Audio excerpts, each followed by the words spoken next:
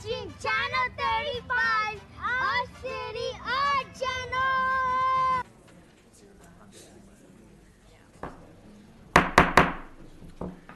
Good morning. Today is Tuesday, February 27th. This is a regular meeting of the Los Angeles Board of Police Commissioners. Madam Secretary, please call the roll.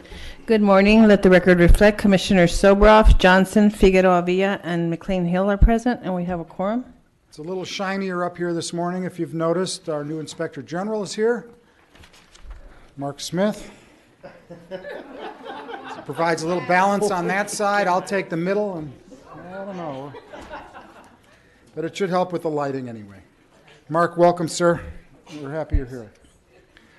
Item number one, the consent agenda items. Do we have any public comments? We have one card on 1B, sir. Okay. Want to move 1A? I'll move 1A. Second. All in favor? Aye. 1B, speaker. We have Adam Smith. And this is relative to a monetary donation in the amount of $10,000. Good morning. So $10,000 from the Los Angeles Police Foundation. That makes about $206,000 so far this year in donations from the Los Angeles Police Foundation, a board member of which is under investigation by the LAPD and the DA's office for sexual assault. I just think, I'm repeating the same thing week to week here. I know, Commissioner Goldsmith, you weren't here last week. So I'll ask you, is accepting these donations from the Los Angeles Police Foundation, is this civilian oversight? When President Sobroff is on the board of the Weingart Foundation, giving money to this Los Angeles Police Foundation, is that not a conflict of interest that we should be concerned with as civilians? $206,000 so far, and we're not through February. Okay, we have a motion for, are there any other speakers on item 1A? Oh. 1B? 1B, we have no other speakers, sir. Okay, we have a motion for approval of 1B. So moved. Second, please. All in favor? Aye. Let's move on. 2A? Yeah, let's do 2B first. Air support.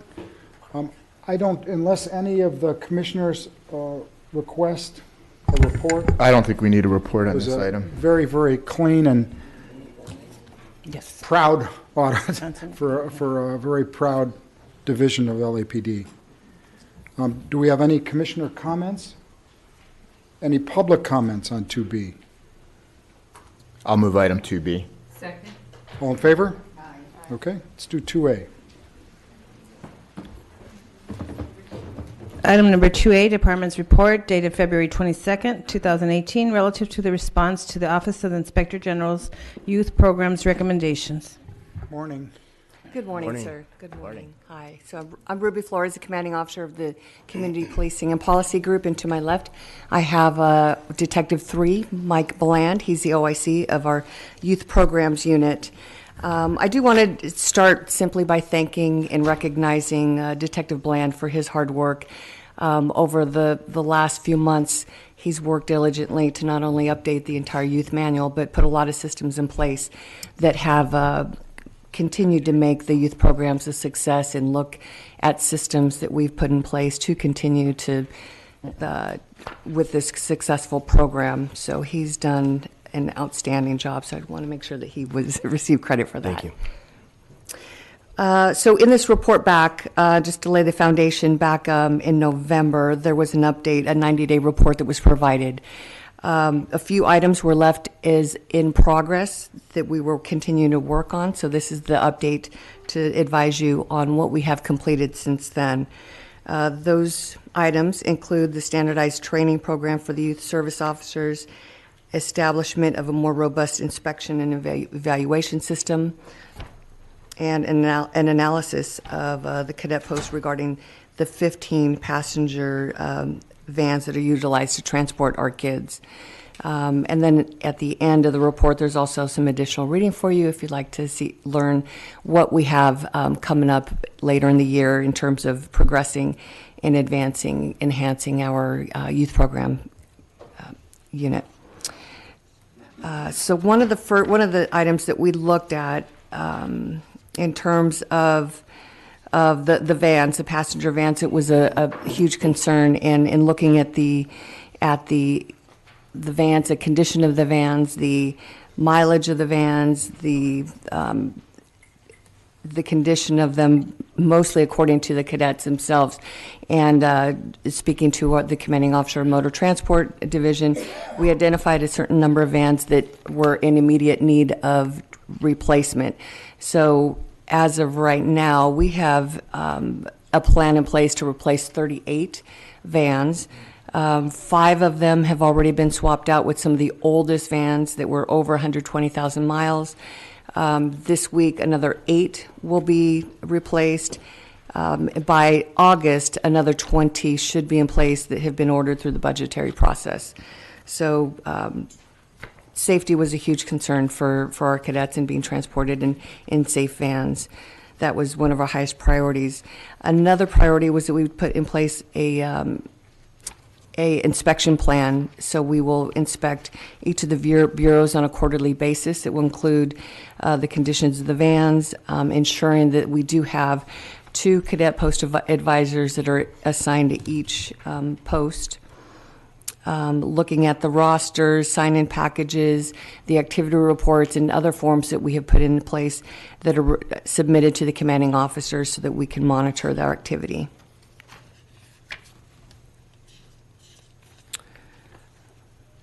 One of the other items that is still in progress as of today that we're continuing to consult with the CAO is the topic of insurance for our cadet program. Through the mayor's volunteer program, our cadets are covered through liability insurance, but we were asked by the Inspector General to look at other additional liability insurance for the cadets, and so we are consulting with the CAO's risk manager on that topic.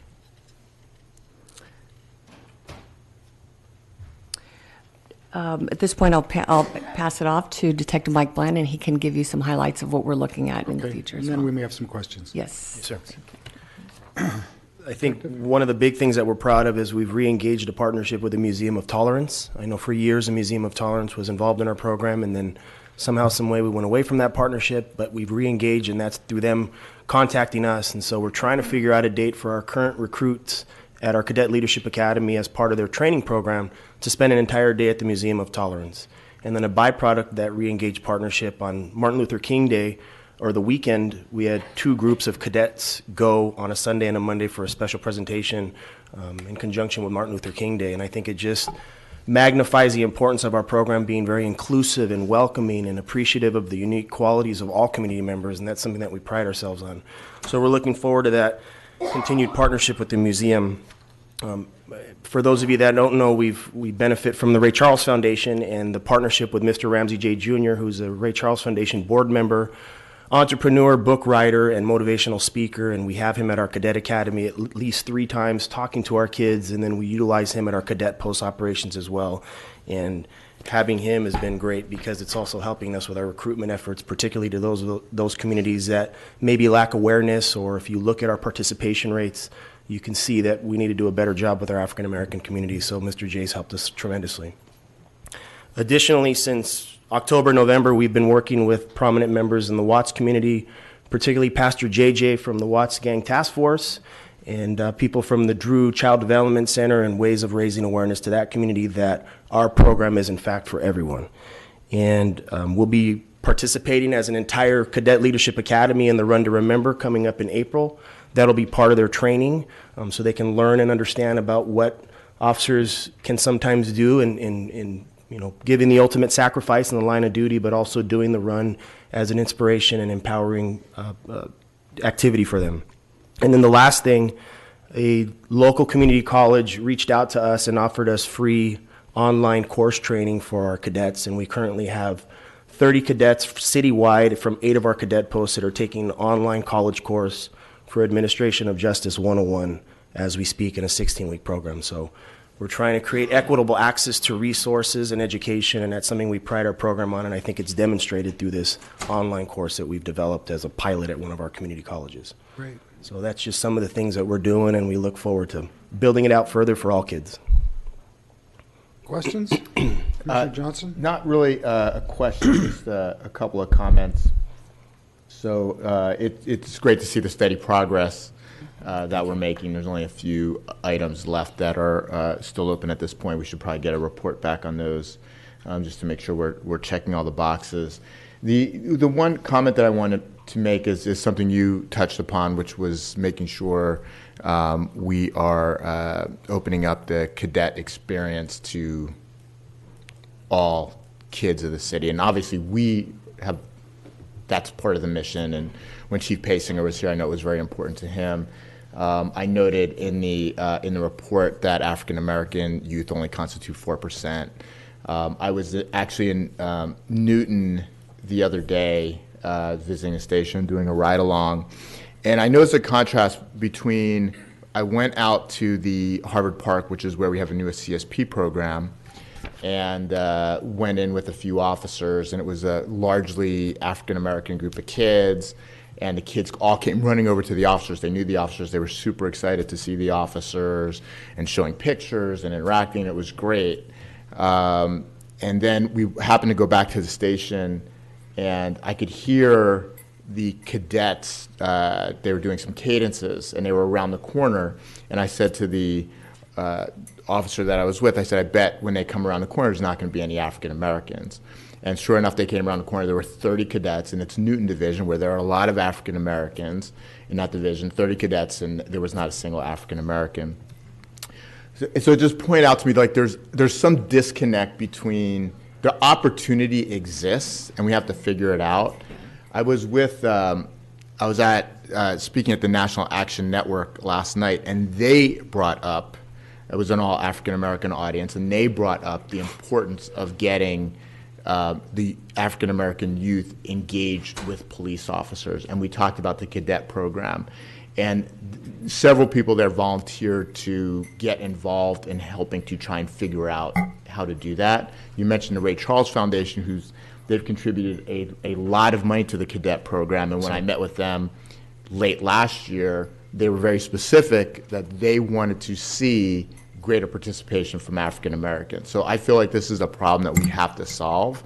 We're not going to solve it on our own. So it would be great to figure out who from the department. I want to connect with some members from the community, and let's at least do a brainstorming session about how we can start, figure out how to start increasing the ranks. And maybe it's one location with one group as like a pilot program to figure something out and have it grow from there.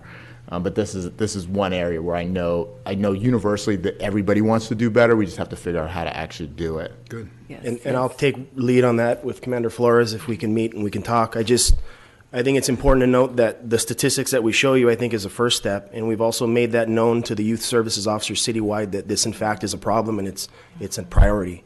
And so that's the second thing, is we've acknowledged the issue and we've made it known. And we've tried to do some partnering with some prominent individuals to help us create awareness and access to, and again, dispel any myths that our program's not, in fact, a boot camp that Right. only has kids marching and doing push-ups. There's so much more to it. And so that's really what we've done in some of these meetings. And so I agree with you 100%. And just some of the other things that we've done, whether it's Real quick, with this last Saturday, sir, I just want to make it known that I met with the Divine Nine. They had an event on Saturday, dialogue, and afterwards I had a conversation with some of the leadership team, and they really want to be active in generating more interest in our cadet program, because we did invite cadets to that youth dialogue that we had at Saturday. It was at the Academy site at ARTC, and so they're very interested. And I think we all see it. It's at the forefront, and we just need to just really move forward and be active and engage with our youth. Okay. So let's touch base after the meeting and figure out a next step to bring a working group together, maybe Okay. some of the folks that you were interacting with at the Divine Nine as well. Okay. Other questions, comments? Okay, do we have any public comments on this? Yes, sir, we do, and please let the record reflect Commissioner Goldsmith is now present. We have two comment cards. We have Christine Gatson and Hamid Khan. Okay.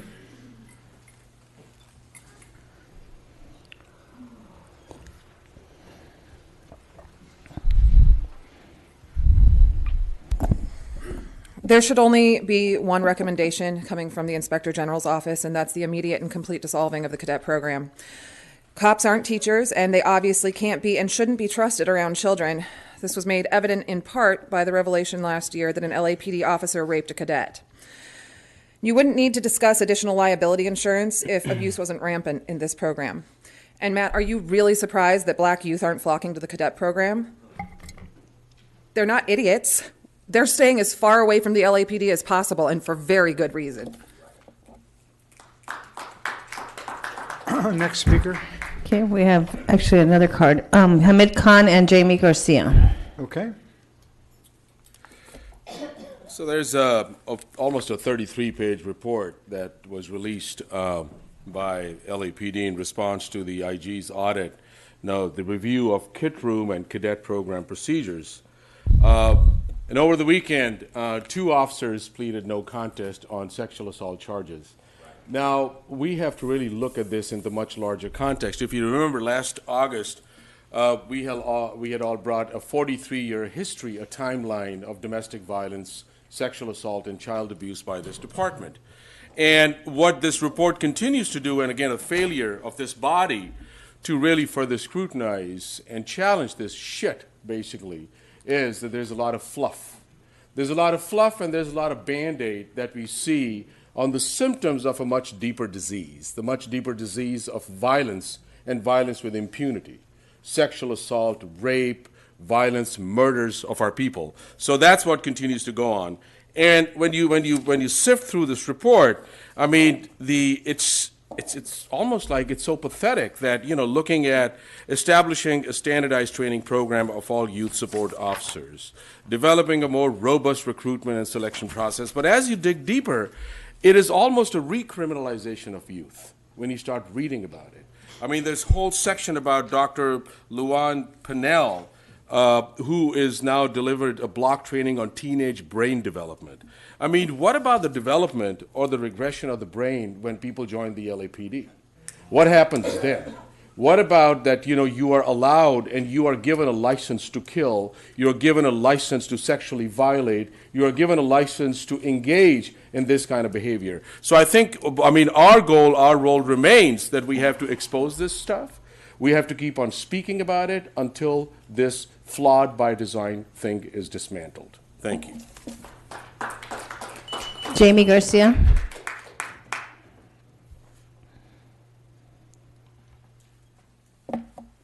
So just a couple points I wanted to raise. I wonder why, you know, children are only faced with options of what law enforcement provides. Being a registered nurse, I think about educators, I think about teachers, I think about social workers, I think about counselors, I think about health professionals, and I think about why is LAPD taking on the responsibilities of something that people have gone to school their whole lives to work in the community with in a non-violent way. They don't take guns to school. They don't take guns to the hospital. They don't take guns to counseling sessions. They don't see violence as the only way to control or handle a situation. And then we have a movement of youth right now who are saying no to guns. They're saying no to violence. They're saying they want resources in their schools. They're saying that they don't want to move into solutions that result in violence, solutions that include guns, and solutions that include tasers, include batons. Yet we're allowing our youth into organizations that's what they do. That's what they train officers to do. Officers are here to hold these weapons, here to engage with our communities with these weapons, yet they use these community policing situations or programs to make us think that they're there for something different. So the Youth Justice Coalition has been calling on law enforcement for so long, saying, give us 1%, give us 5% of your budget, we can handle it. We can go into the community, we can have interventionalists, we can build youth centers, we can get youth jobs, but LAPD can't let go of that. Can't let go of that at all. Yet they say we want to build more infrastructure because we want to be the ones to control that. We want to be the ones on the street with the youth. Stop being there. They don't want you there. And I also am not surprised that African American youth are nowhere near. And we have no other cards, sir? Okay. We'll go to a report of the chief. No, we have to approve. Oh, okay, I'm sorry. We have a motion for approval? So moved. All in favor? Aye. Chief, before you report, I'd like to once again ask Mr. Teefank to give an update as to the status of the search. Mr. T? Thank you, Mr. President, for the commission and members of the public. We concluded our last 6 community meeting last Saturday at the West Los Angeles Municipal Building. The survey continues to be available online and will be so until March 23rd. The survey, again, is accessible at 3 websites: lapdonline.org, the city website, which is lacity.org, and the Personnel Department website, which is per.lacity.org. And each of those websites, as you click on the main page of the website, an icon will appear with the badge, and click on that badge and it'll take you to the survey. And also it'll take you to an email address that you can submit email comments if you choose to do that also. And that email address is per.cop.comments@lacity.org.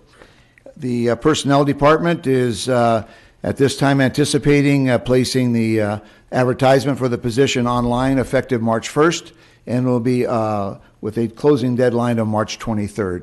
So that's the schedule as of today. Thank you, sir. Good morning, Chief. Good morning, Commissioners. Significant incidents to report. 2 officer-involved shootings since we last met.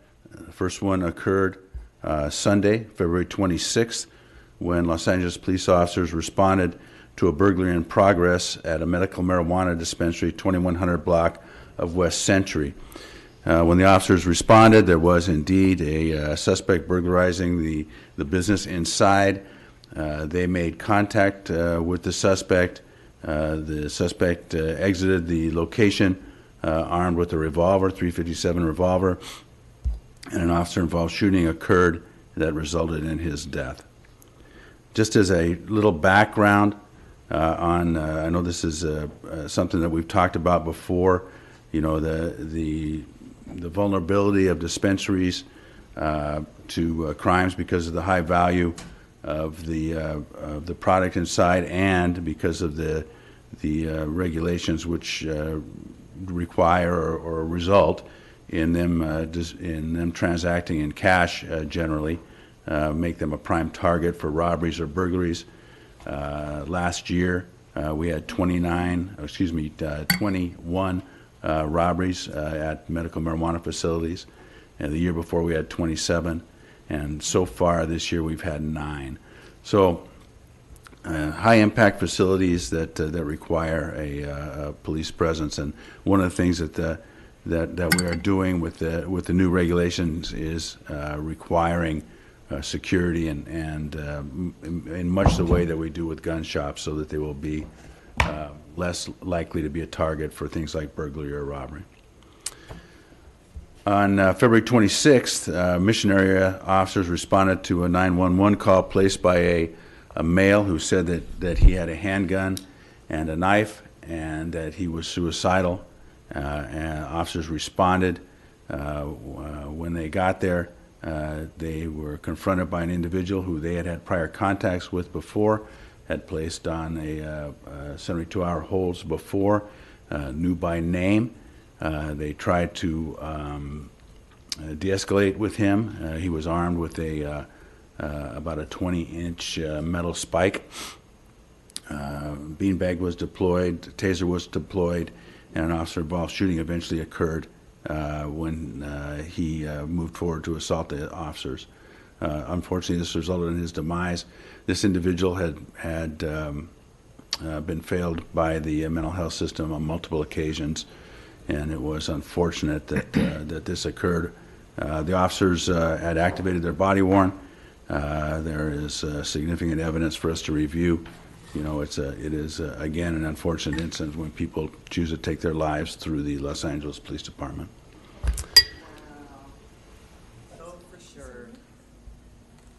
Crime picture. As of the 24th of this month, homicides are down 7%. In the city of Los Angeles, rapes are down almost 21%. Robberies are up slightly, 3.2%. Aggravated assaults are down 3.0%. That gives you a violent crime picture of just about a 2% reduction as compared to last year. Property crime is down across the board, a total of 10.8%. Total Part 1 crime so far year to date, 9% reduction. Numbers of victims shot in the city of Los Angeles down almost 20% as compared to last year, and down 25% as compared to 16. So far, every one of our bureaus, all 4 bureaus, show a decrease in Part 1 crime.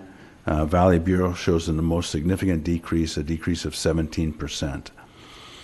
Arrests, particularly for violent crime, are up in the city of Los Angeles. Our arrests for violent crime are up 9.3% over last year, and about 14% over the 5-year average.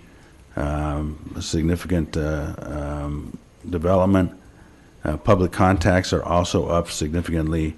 Calls for service up about 12%. Wow. And discretionary contacts also up significantly. Guns recovered up 1.4% over last year, which, if you remember, was a very high year for gun recoveries, and up 21% over the 5-year average. Gang crime is down significantly as of the second month. We will see if that continues. Traffic collisions are about the same as last year, a 1% total increase, but of note, fatalities are down significantly so far this year to date, down 13%. That's 33 fatalities versus 38 this time last year. Driving under the influence, down significantly, 40% reduction in arrests so far. Hit and runs also down significantly, 24% overall reduction. Fatal hit and runs, which of course are a huge concern, down 20%, 8 as compared to 10 last year.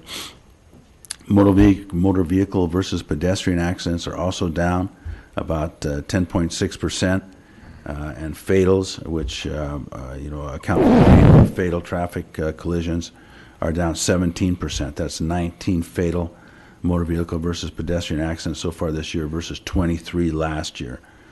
Bicycle-involved accidents are are up about 10%, and fatals are even at 1. Sworn personnel on payroll, 10,045. Civilian personnel, 2,887, about 400 reserves, 271 specialist volunteers, and 1,850 cadets in our program. That concludes my report. Questions, anyone? Do we have any public comments on the chief's report? Yes, sir. We have 4 public comment cards. We have Christine Gadsden, followed by Adam Smith.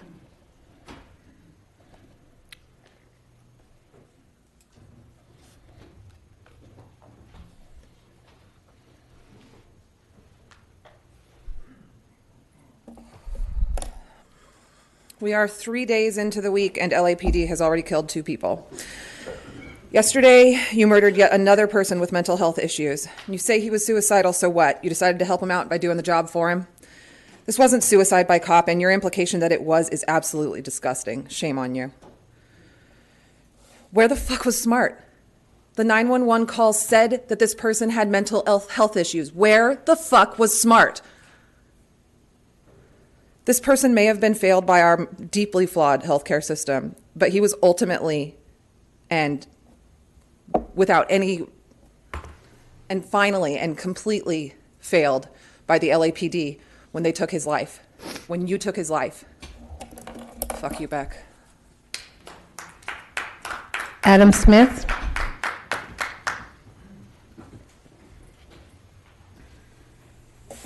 To second what the previous speaker said, so the person called 911 yesterday, the actual person, said they were suicidal, and the city's idea of intervention is to send armed police to kill the person. Media reports yesterday said that the person had a 16-inch edged blade. Assuming that the reporter that reported that wasn't on the scene. I'm assuming that they got that info for the LAPD. So today you said it's a 20-inch spike. How does that change from day to day? So we can all admit that the mental health system is a failure in LA, as the LA jail system is one of the biggest providers of mental health care in the country. How come, this might be for city council, but it's worth pointing out the LAPD is getting money from Measure H, which is supposed to go to homeless services, and killing people with mental health issues.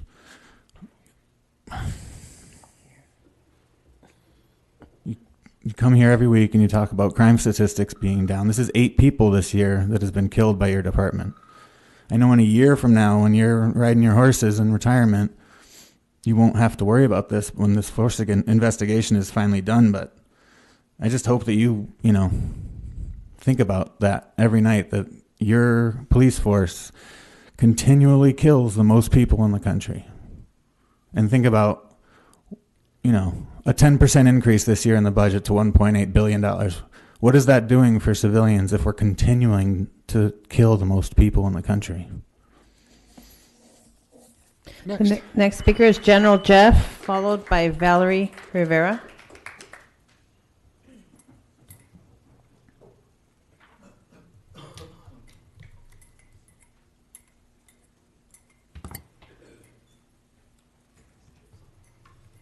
Good morning, Commissioners. Lame duck chief giving a lame duck report.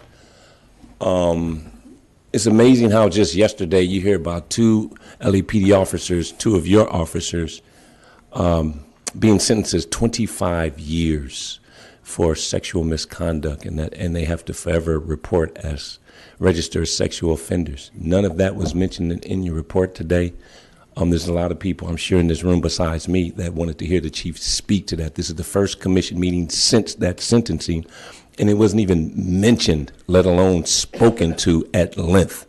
What does that do to the morale of us, we the people of the city of Los Angeles?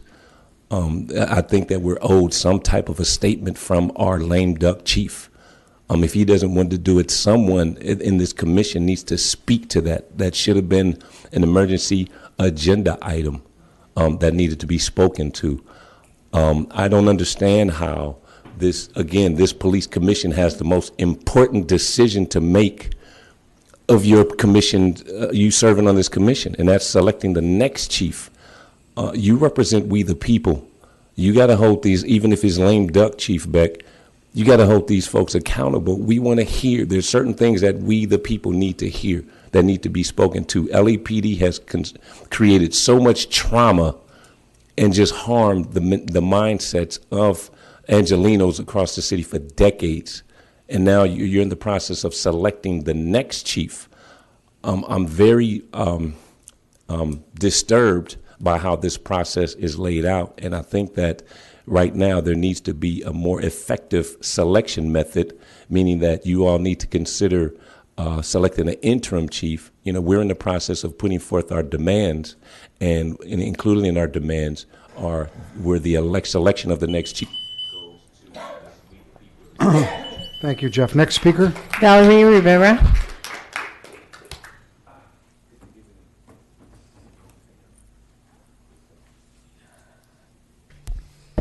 Good morning, everyone. Good morning. This doesn't get any easier.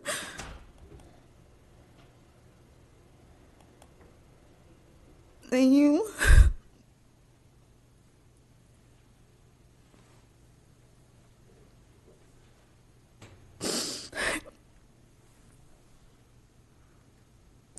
You are a piece of shit. You are the face of evil. You have no heart. You should be ashamed of yourself. As much as I come in every Tuesday, I try to give you a chance, but you always seem to amaze me when you disappoint me every time, as a human being.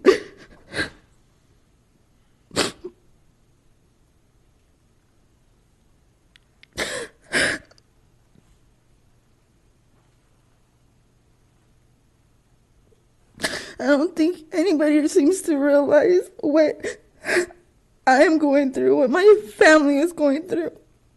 The only reason why I'm able to be here is by the grace of God and Eric's spirit. I'm just here for my justice for my baby. And I'm going to keep fighting until I get it. And if that means I have to come after you, I'll come after you too and hold you liable for everything that happened to him.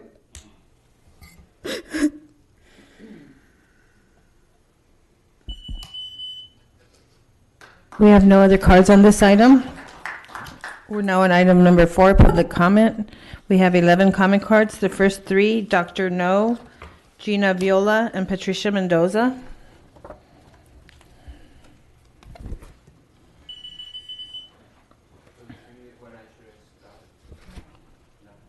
My name is Dr. No. I'm a 62 years old medical doctor, been jailed so many times because of him.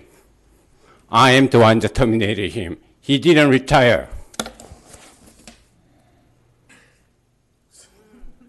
I am an inventor of next generation of email system serving California governor. They've been jailing me under 5150 so many times over the last 12 years. CHIP will not release the result. Why I was wrongfully jailed. September 2014. He's been holding up. Okay? I was charged with the assaulting, wounding paramedic. Paramedic department declared there was a photoshopped picture. He will not release. I spent a year and a half in jail.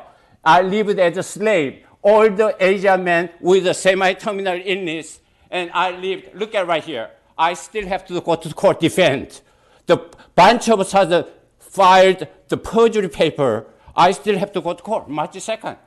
What kind of this thing is? I sent a letter to you. I letter sent to your law firm to get your attention. Inspector General is gone long time ago because of me.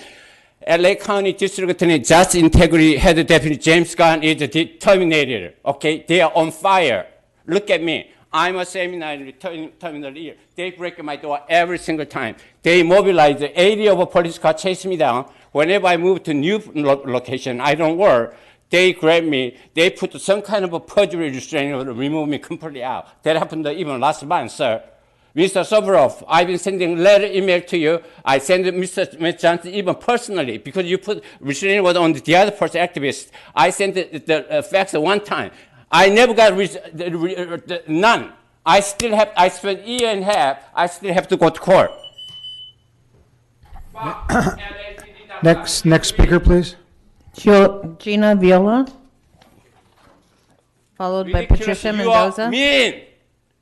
How could you put the terminal ill person in jail by fabricating? Next speaker, please.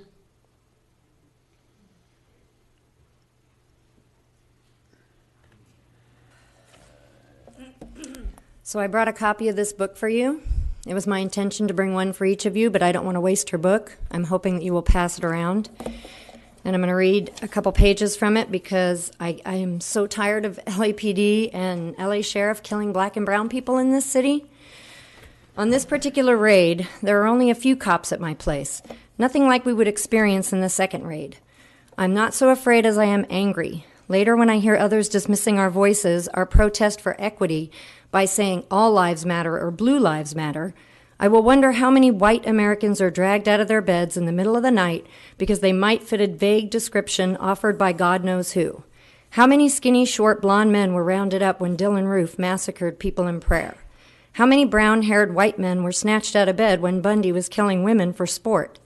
How many gawky white teens were stopped and frisked after Columbine or any of the mass shootings that have occurred in this nation, the immeasurably wide margin of them by young white men?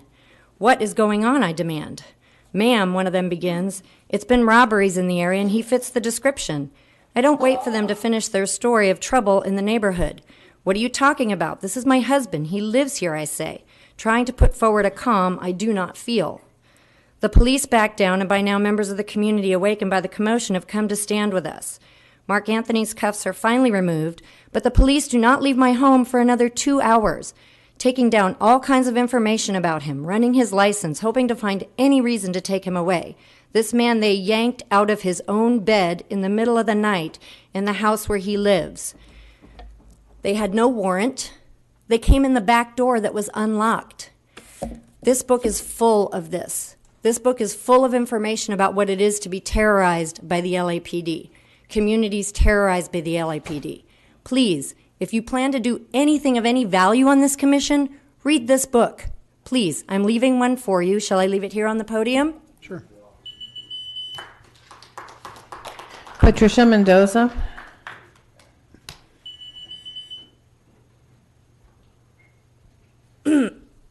Good morning. I'm going to try not to cry and be here strong. The last time I was here, good morning to the public and board members. The last time I was here, it was about a year ago or less than a year. The president, Matt Johnson, ordered a female detective to help me to do a police report regarding the house that my brother stole from me. I'm going on 14 years. And then I sent a letter in your office, Chief, assigned to Detective Tapia to help me. And between a year, 4 years ago, he gave me 2 appointments to come in here, and he canceled on me. And when I came in, he locked me up in the room with another female. They mocked me, they bullied me, he harassed me, he threatened me. He walked me downstairs in the elevator, and I asked him, with all due respect, Detective Tapia, have you ever handled a case like mine? He said no. I realize and I believe that the detectives that you have at the fraud division of real estate, they have no experience regarding real estate law. But today I'm very angry, and I'm going to express myself with all due respect because I am a taxpayer. I was born here on Temple and Beaudry. I worked in the law office for 20 years. No one has helped me in this department. I am homeless. I've been evicted. I've been bullied, harassed by these son of a bitches, motherfuckers, police officers, and they're going to pay for the damage that they've done to me. And I want you, Chief Beck, because I'm going to hold you responsible and the mayor. I want that son of a bitch, Detective Tapia, to have the fucking balls and be a man, because he was like a child molester. He sat down, he threatened me, and all the body language is exactly like a child molester. I can smell he's carrying a big load. He's an evil son of a bitch. I want him to come here and tell me why did he treat me like shit, and tell the public, because he's going to pay. And you know what I believe? All those officers, when they die, they're going to burn and go to hell. And I believe in bad karma and curses. And I will be back. Thank you. I apologize. Adam Smith, please. Followed by Christine Gadsden. So over the past couple of weeks, we've seen the farce of the outreach about the selection of a new chief. I went to the Van Nuys meeting a couple of weeks ago, and I went to the West LA one this past Saturday in my neighborhood, and saw a lot of the same folks out there from Van Nuys praising soon-to-be Chief Grimala. But anyway, President Soboroff came up to me before and joked around and said, "Treat me with a little respect today, Mr. Smith." And so the last couple of days I've been thinking about that, President Soboroff. I've been thinking about what respect is in this room. And 6 months or 7 months ago maybe, I came to my first meeting, or my first police commission meeting, and it happened to be the day when this board was ruling on the officer's use of force in the case of 14-year-old Jesse Romero, who was killed in August 2016 by an officer in Boyle Heights who had 12 days previously killed another person. So my first meeting here was this board basically telling the parents of a 14-year-old boy that he deserved to die. So that's the kind of respect that I see in this room. Like, how big of an ego do you have to think that I'm going to come here to be disrespectful. Like, does this? How big of an ego do you have for this to be about you and not about Valerie Rivera and about Eric Rivera and about all the people that come through here and that this board disrespects the families that this board disrespects. Christine Gadsden, please, followed by General Jeff.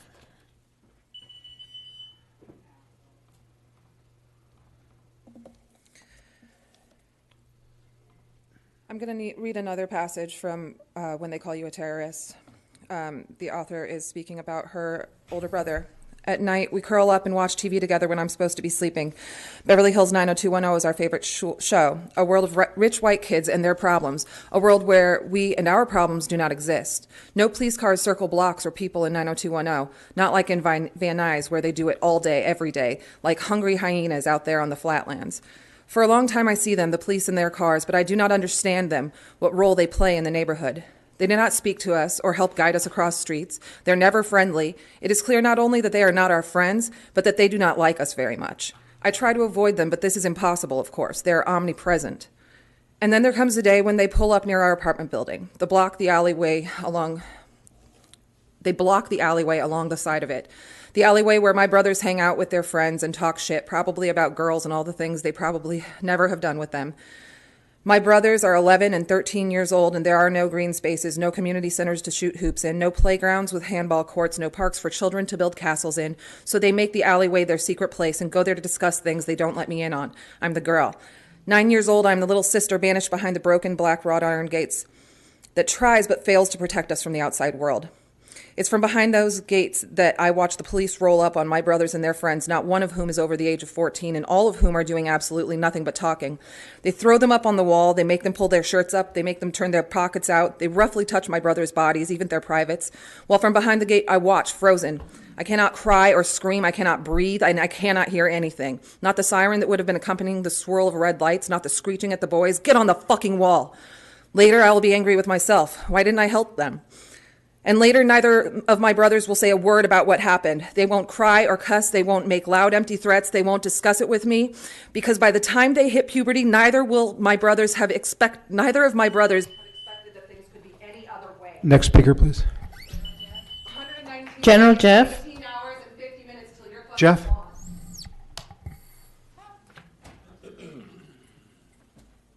Thank you. Good morning. General Jeff from Skid Row. When you talk about the lack of African-American youth being part of the process, you might want to consider the gang interventionists being a part of that solution. That's a vital component that's being omitted. Folks on the front lines, boots on the ground, that already have the rapport. Plug into the network that's already there. Thanks for that suggestion. Thank you. As far as, we talk about the selection of the next chief. We know that across the city of Los Angeles, there is a strong presence of mental health issues amongst Angelenos. A major component in terms of some of the requirements in questioning the next chief as you go through the process, you definitely want to find out what their intentions are moving forward, how to address the mental health issues of Angelenos. The department's mental health evaluation unit, the MEU unit, definitely needs to make a presentation. They definitely need to be a part of that process. It's a very vital component when we talk about the trauma that the Los Angeles Police Department has caused the citizens of this city over decades. There's been riots, revolts, uprisings, and just significant trauma, not only mention homelessness in Skid Row and across this city. That definitely needs to be addressed. It is of utmost importance moving forward. If this is supposed to be the leading law enforcement agency in the entire United States of America, the mental health solutions need to be put to the forefront in the selection of the next chief. Thank you. Thank you, sir. Thank you. The next speaker, Laura Smith, followed by Eugene.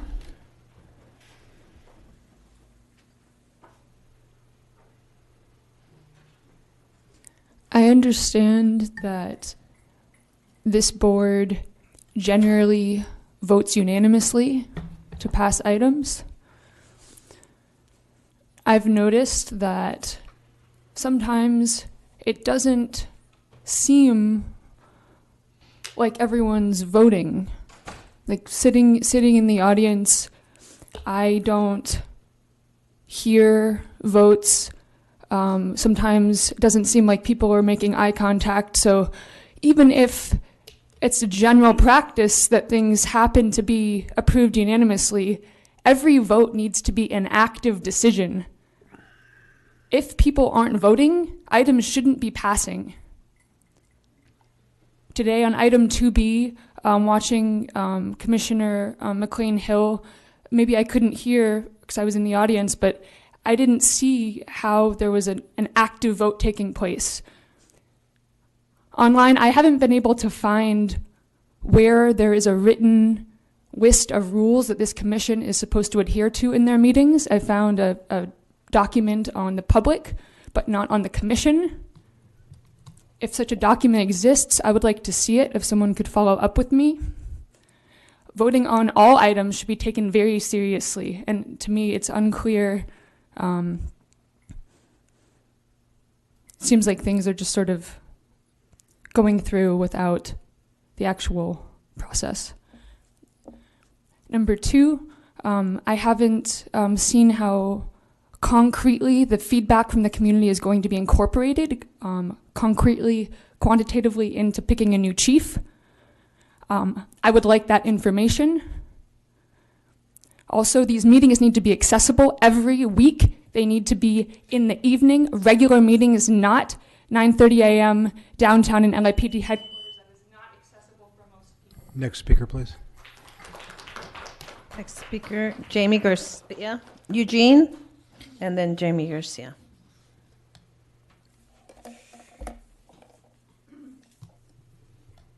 Right, so I've been coming here for several weeks now, and I've been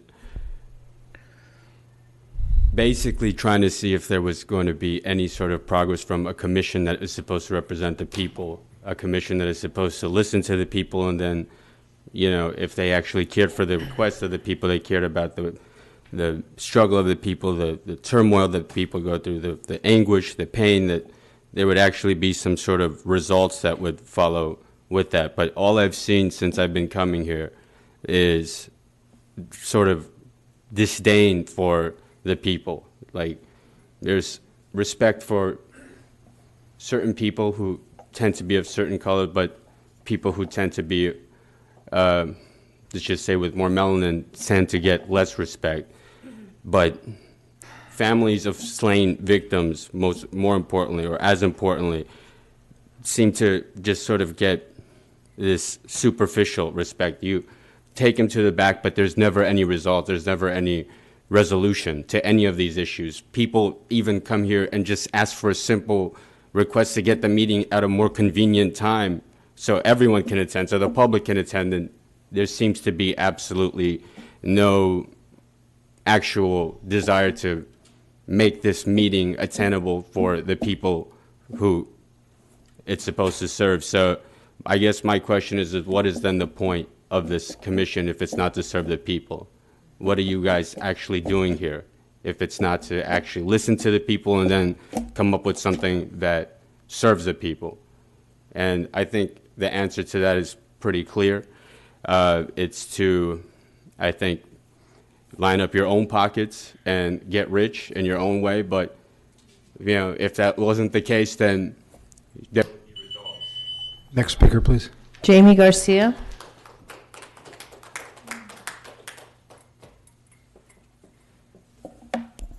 So I kind of wanted to piggyback on what a lot of folks are saying here and saying how the community is coming here with concerns. And the Stop LAPD Spying Coalition has been coming here for about 6 years. And what our name is inherently says what our concern is to stop LAPD spying.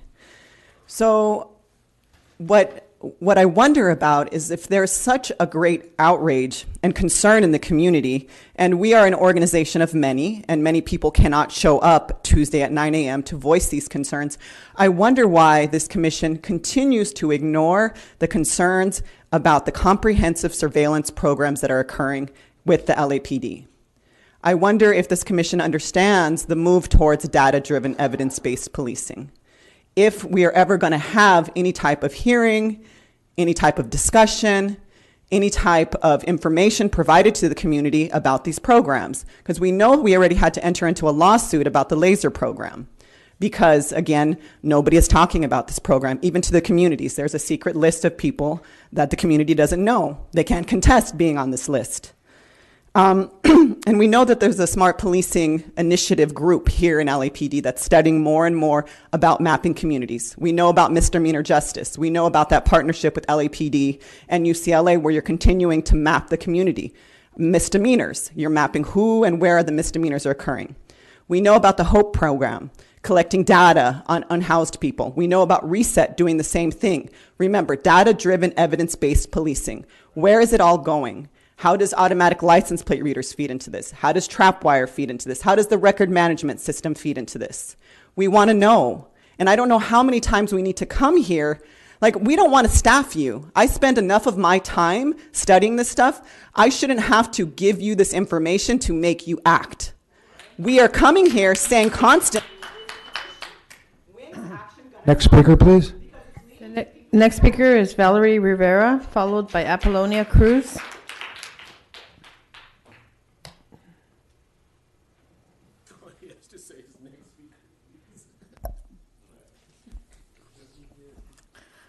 All right. I'm so sick and tired of crying. I want to get, I just want to live the rest of my life celebrating my son's life the way he deserves to be celebrated. You know, this time I'm just grieving, and I'm grieving bad. I got to feel my feelings, and I got to see what my family are going through as well, and it fucking sucks. It sucks. My life has changed forever. I mean, completely, total. I never thought or imagined I could be in this kind of, my life would ever be like this. I mean, coming up and being a speaker, for my son, I never imagined I could even be able to do this. I'm such a shy person, and for me to be able to just come up here and speak, I mean,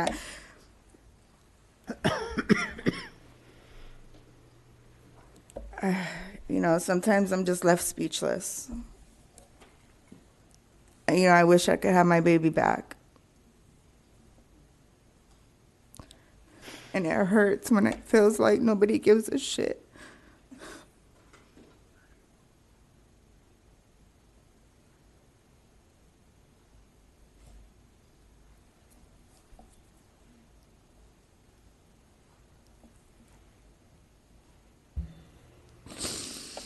I'm not going to stop until justice is served for him.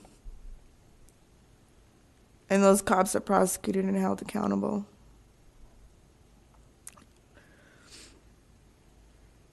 That's all I got to say. I'm done for today. Apollonia Cruz. Good morning. Morning, everyone. Morning. I think we're all just sick of having to do your guys' job for you and come here and remind you what your job is. I mean, I think a few of you guys on the board sat here and said, oh, we'll talk to you in private. We'll reach out to you, Valerie. We'll reach out to you, Philip. Have you?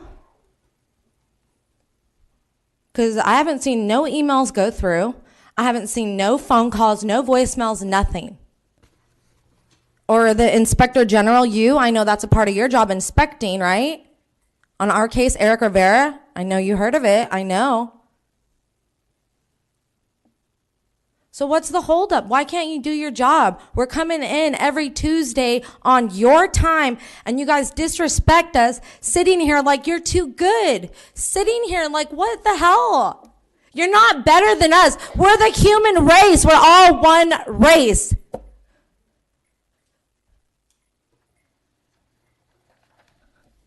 So why? Why do I have to come every week, every week?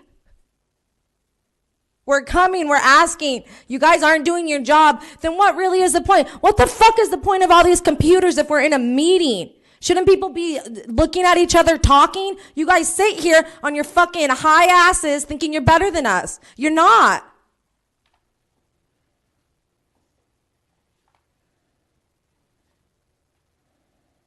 And I'm on a timer. There goes my timing. Waiting for someone to say something. Waiting. Just like I waited in traffic to come and see all of you guys. You never have nothing to say? You know I'm coming every Tuesday. Nothing to say? You guys murdered Eric Rivera. You keep murdering. Yes, we want answers. That's it. Not an answer, not an email. It's almost your turn, so you can speak publicly. We have no other comment cards, sir. We're now at the point of adjournment. Is there a Sorry, I can't motion to hear. adjourn? Next. You say you're going to reach out, then reach out. That chick right there has our information. It's not like we're back in the Stone Age. You don't have to write a letter. You have emails, right? I see all you guys every fucking time on your cell phones. Do you guys even think about us? Like after this meeting, do you guys even think about us? Of course not. There are no other cards, sir. We're now at adjournment. Is there a motion to adjourn? So moved. All in favor?